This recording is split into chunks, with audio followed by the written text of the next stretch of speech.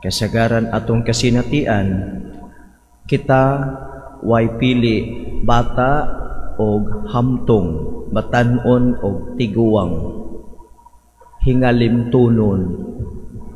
Okay, bisag ka ng mga batan-on pa, makalimot ta. Usahay minta na kay gusto kuhaon sa imong kwarto. Usuod ka dito, pag abot dito you forget everything. Usa may akong tuyo diri. Usa ngano ni ari ko diri, usa may kong kuhaon. Nya ni gawas nimo makadumdum ra pud hinuon ka. Ana nay daghang kasinatian nato nga ang atong pagkatao hingalim tunon ta. Unya sa Bisaya, unsay tawagan ng sige kalimot? Ango-ango na tagsugod. Mo na kabantay mo sa atong balay, no, sa atong balay ba? Si nanay, usually si nanay gyud na kanunay everyday magpahinomdom kung unsa ang atong buhaton. Everyday. Unya kay ang mga anak kay kapuyo na musig paminaw ni nanay na mo na mukanta na lang og pagising sa umaga sermon ang almusal.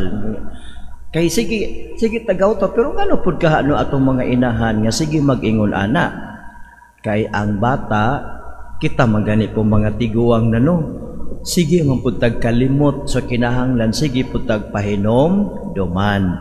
Mo na nga unsay ingon sa unang pagbasa gikan sa basahon sa Deuteronomio, ingon si Moises, hinomdumi gayud kini ha katawhan sa Israel, ang Ginoo ug ang Ginoo lamang maoy atong Dios. Higugmaa ang Dios sa tibuok mong kasing-kasing, kalag ug kusog. Ayaw ninyo kinihikalimtim ang tanang mga balaod sa Ginoo nga gihatag ko kaninyo. Hisguti kini kon anaa kamo sa inyong balay. Pag magpanaw kamo, magbiyahe kamo sa dayon na ninyong katulog ug pagmata sa buntag. Ibug ko sa inyong agtang, sa inyong kamot nga ilhanan og ibutang singon sa timaan diha sa inyong mga agtang. Isulat kini sa haligi, sa pultahan, sa inyong balay og diha sa inyong mga ganghaan. Mo na giingon na, grabe no, pahinomdoman gyud to. So ayaw mo kasuko sa inyong nanay ug magsige na sila pahinomdom ug inyong tatay. Ayaw mo kasuko kung si tatay magsigig pahinomdom kaninyo kada adlaw. Kano di ay sa ingon sa Ginoo, sa inyong pagkatulog, before mo matulog, sa inyong pagmata, ipahinomdom yun na kanunay. Higugmaa ang Dios labaw sa tanan, sa tibuok mong kasing-kasing, sa tibuok mong kalag, sa tibuok mong kusog. Unya, unsa may buti pasabot nga kinahanglan di ta kalimot. Di ta kalimot ba sa Ginoo? Unsaon man ang di ta makalimot? Una, tune in your ears to the word of our God. Mauna nga sa Katoliko, kinahanglan magbasa og Biblia matag adlaw. Mauna nga naatay daily Bible reading guide. Kung dili mo makabasa sa Biblia, paningkamot nga makaapil sa misa, kay sa misa basahon ang pulong sa Ginoo. Kung dili ka mo makaapil sa misa, kay busy ka mo, connect to the social media, kay naamay mga live masses diha sa mga social media platforms. Kung di pagyud ka makakonect, di pagyud ka makaapil sa misa, di pa ka makabasa, ang hinungdan ana tapulan gyud ka. Dili tungod kay busy ka, kun dili tungod kay tapulan jud ta. Unya nakalimot ka nga one of the expressions or characteristics of loving God is always to listen to the voice, to the word of our God. Mura po na kita, di ba? Natay paborito nga singer. Ganahan magyug ka mo maminaw sa kanta sa imong paborito nga singer. Unya kay ganahan ka memorize nimo ang kanta niya nang maong singer. Ang kita love God pero di taganahan minaw usahay no. Unya love God above all, di ta ka memorize bisag usa lang ka book text sa Biblia. Then we say I love God. Basig pwede ma-improve ang atong expressions or characteristics of our loving God. Ikaduha nga expressions or characteristics sa loving God is to connect with that God. How do we connect? We pray. Muna we pray every day. Sa mga lay people, gitudloan ta nga at least we pray during the whole day 3 times. Unya, pinaka-common prayer nato kanang Angelus, morning, noon, and evening. Abot ipasabot, we sanctify the whole day with prayer. Muna nga we connect to God when we pray. So, ang uban, kalimot na pod, kalimot mag-ampo. Ang uban, nga na niya, busy kaayo, dagang kay tagrason, nga makalimot ta sa pag-ampo. Ang hinungdan, dili kay wa kay time, kundili, tapulan lang yun ta. No? Tapulan lang yun ta mag-pray. Mabitaw nga, you can pray anywhere.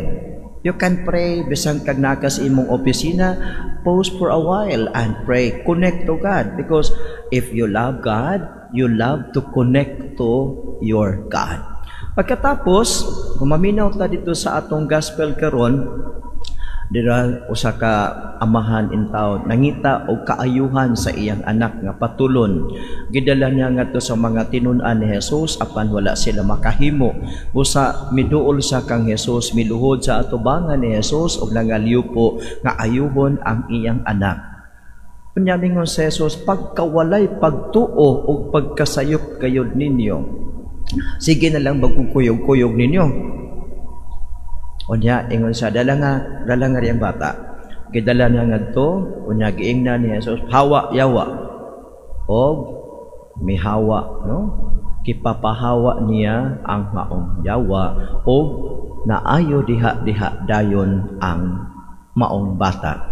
Unya karon mingon ang mga tinun-an, Lord, nganong wa mami makahimo pagpapahawa atong yawa Mingon si Lord, tungod kay wala kamoy igong pagtuo.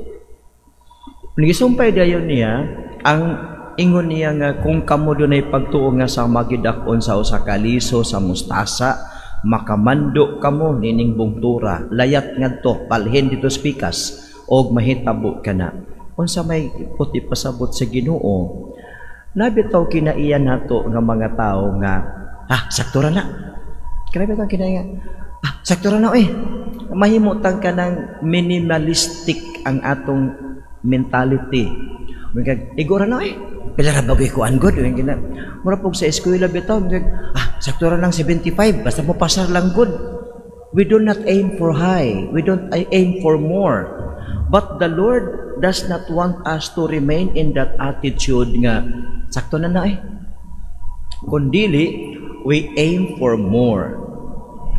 Grow bigger and bigger every day. Muna ang katong liso bitaw sa mustasa, the smallest. Apan kung imo ning itanom, mutubo, mudako og diha magsalag ang mga langgam. So gigamit ni Jesus, gingnan niya ang mga tinun-an nga grow in your faith. Nganong wala sila makahimo because ang mga tinun-an kanabitong na minimalistic ang ilang attitude. Unya, ikaduha nga tan-aw na to, kanabitong makahimo kapag heal, usahay makabantay ta, kinahanglan mo niya itong batayanan, nga dili ta masayop sa sabot ni anang gasa sa pag-ayo, kay usahay, basin mo ingon ka, healing power comes from you. It never comes from you. It comes from God. And you are only an instrument of God. So, kung ingon ni ini, mga kaigsuunan, ang mga tinun-an wala makahimo sa pagpahawa niya itong matanga sa yawa, tungod kay, una, kulang ilang pagtuo. They stop growing in their faith. Tapos, the other side is, kanitong, murag, ako na, ako ang tinubdan sa power. No, you are not the source of power.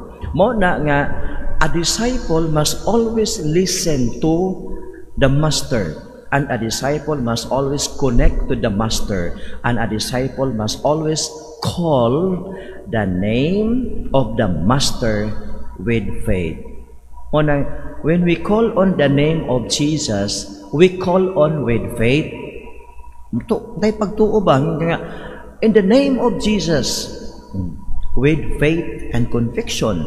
But when you call in the name of Jesus, nya dang karatil og dagan, kay nahadlo ka, nabitauban ka nang nakapanguros ka, kay nahadlo ka.